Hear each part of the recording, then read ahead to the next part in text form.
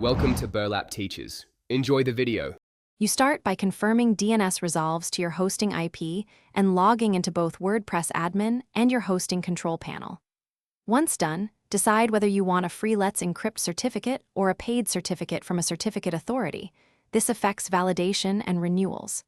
Next, back up your site, files, and database so you can revert if needed. Then, check your hosting offers.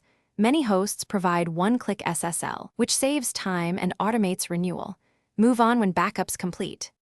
If your host provides auto SSL, enable it and allow the system to provision the certificate. Otherwise, obtain the certificate files from your CA or use certbot via SSH to request Let's Encrypt.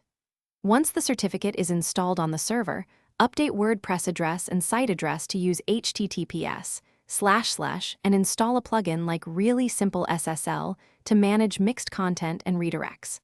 After that, set a 301 redirect from HTTP to HTTP. Now verify the certificate chain in your browser and confirm that the expiration date matches the expected lifecycle.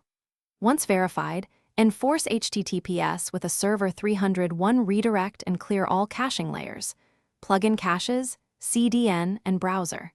Make sure you update canonical links and sitemaps to HTTPS so search engines index the secure site. If you see padlock errors, check mixed content and change absolute HTTP links to HTTPS. If issues persist, revert to backup and rerun the installation steps or contact your host for support.